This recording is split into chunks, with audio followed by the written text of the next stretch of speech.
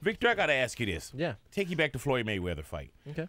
When Floyd Mayweather, there was the headbutt, you go to apologize. Yeah. Did you feel sucker punched, or did you feel like, man, I should have kept my guard? I'll be honest with before that, what led up to that headbutt was I took 16 elbows to my right eye, therefore making it close. But Floyd does this really slick thing where he's throwing a hook, but it looks like the hook is landing. In reality, he's landing the elbow. So he started hurting me with that elbow. I took 16 of them.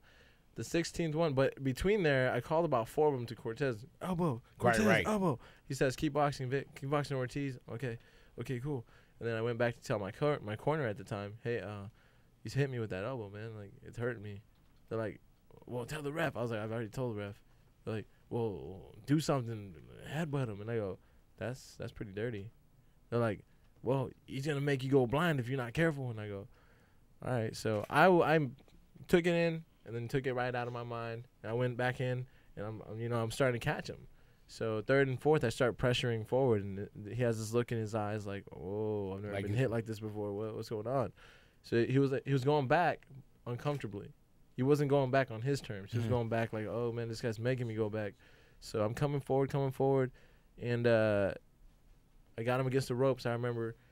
And then that whole little, that little thing he does. The defense, the lean back with the elbows. That defense don't work for me. I'm left-handed. So everything he does like this is coming in, boom, boom, just catching him.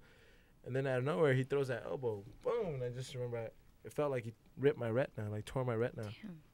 When he did that, I was just like, man, F that headbutt came back in your head. Yeah. Like, we're like, headbutt. Yeah, so that I felt bad, though. I felt like, hey, man, I had 161 fights as an amateur.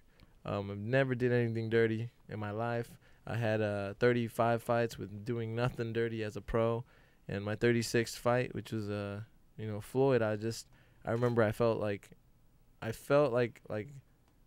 dirty person, So I remember the ref was looking out the ring. I looked at Floyd, and then I was waiting for a time in. I looked at Floyd. He hit me. Boom. And I just remember I said, okay, I probably deserve that, bro. All right, we're good. We're solid. All right, cool, man. Cool. So I come back and I go, ref, time in, ref. And then I looked at Floyd and boom, lights out. I wasn't knocked out, but I couldn't beat the count. And then Cortez came back and counted very fast. And it's probably the fastest anybody's ever counted on my behalf. But, stuff happens. You live and learn. And I would never hold a grudge to Floyd or anything, but I'll never be content with that. Right. That's that's just my opinion though.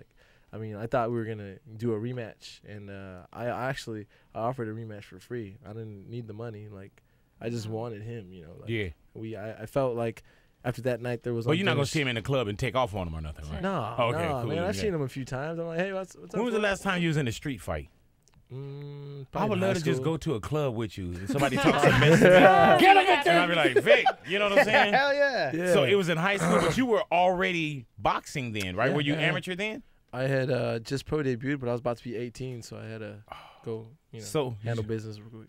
Really though? So it was a street fight. Yeah. Did the people know who you were, around the neighborhood? No. Man, I was a newcomer to California. How bad did you whip their ass? Well, he was 6'4", a school quarterback.